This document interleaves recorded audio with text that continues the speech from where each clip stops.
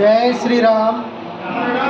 ఆంధ్ర వాల్మీకి శ్రీ శ్రీ శ్రీ వాసుదాస స్వామి వారి పరంపర పీఠం దాసగుటి అంగళగుదురు 68వ శ్రీ సీతారాముల వారికి లక్ష మల్లెపూల పూజ జరుగుతుంది. ఈరోజు మూడో రోజు సందర్భంగా అక్షయ తేదీ సందర్భంగా శ్రీ మహాలక్ష్మి అమ్మవారికి కుంకుమ పూజ జరిగింది. సోమవారం నుంచి సీతారాముల వారికి మల్లెపూలతో పాటు రామాయణం వాల్మీకి రామాయణం యజ్ఞం జరుగుతుంది. గుంటూరు కోటేశ్వరరావు గారి ఆధ్వర్యంలో జరుగుతుంది. ఈరోజు మూడో రోజు 7వ తారీఖు పూర్ణాహుతి జరుగుతుంది. ఆదివారం నాడు సప్తమి సందర్భంగా సహస్ర కలశాలతో అభిషేకం జరుగుతుంది.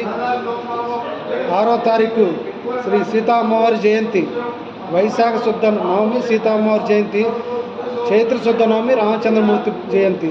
సీతామ్మవారి జయంతి సందర్భంగా అభిషేకము పూలతో అలంకారం జరుగుతుంది.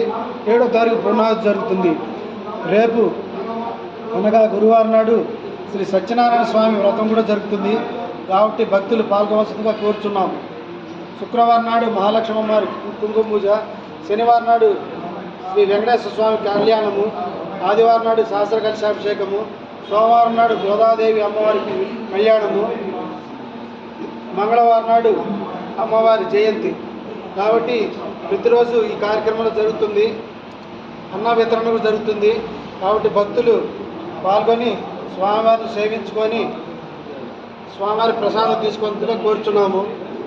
ఆంధ్ర వాల్మీకి శ్రీ వాసుదాస స్వామివారి పరంపర పీఠం వాల్మీకి రామాయణం 24,000 శ్లోకాలకి 24,000 పద్యాలు అర్థతాత్పర్యంతో 69 ఏట పెద్ద ఆహ్వానం తీసుకొని 20 గంటల చొప్పున రచించి ఒంటిమిట్ట కోదండరామ స్వామికి అంకితం ఇచ్చారు.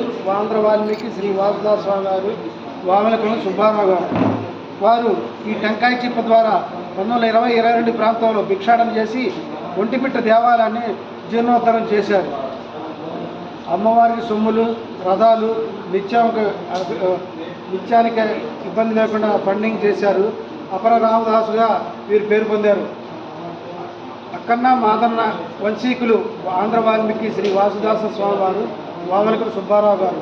అక్కన్న మాదన్న చెల్లెలు కుమారుడే మన రామదాస్ గారు. అంటే రామదాస్ గారికి వాసుదాస స్వామి వారికి బంధుత్వం ఉంది. అందువల్ల వారు భద్రాచలం రాముల వారిని పూజిస్తే వీరు ఒంటిమిట్ట రాముల వారిని పూజించారు. ఇద్దరు పరమ రామ భక్తులు. వారి పరంపర పీఠం దాసగుటి అంగళగుదురు.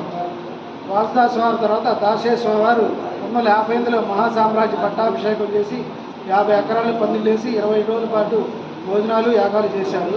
3వ గురువు గారు మా నాన్నగారు శేషదాస స్వామి వారు 1980లో సీతాజ్ఞం చేశారు.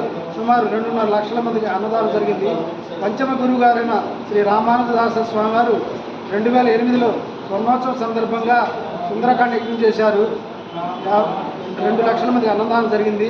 2018లో యజ్ఞం చేశాము. 1,00,000 మందికి అన్నదానం జరిగింది. వారు 2020లో పరంపదించారు. గుంటూరు కోటేశ్వరరావు గారు ఆధ్వర్యంలో గత సంవత్సరం ఈ సంవత్సరం కూడా రామాయణ యజ్ఞం జరుగుతుంది. చాలా వైభవంగా జరుగుతుంది. 2023లో కాశీలోని యువి సోమయాజులు గారి ఆధ్వర్యంలో రామాయణ యజ్ఞం జరిగింది.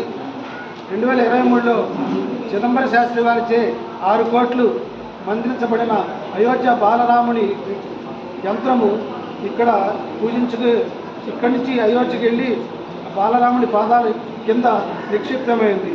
ఇది ఎంతో శక్తివంతమైన పీఠము. ఎంతోమందికి కోరికలు తీరుతున్నాయి. మీరు వచ్చి మీ కోరికలు తీర్చుకోవాల్సిందిగా కోరుతున్నాము. ప్రత్యక్షంగా కానీ పరోక్షంగా కానీ పాల్గొవచ్చును. నా పేరు సీతారామదాస స్వామి. 9966153156 9966153156. జై శ్రీరామ్.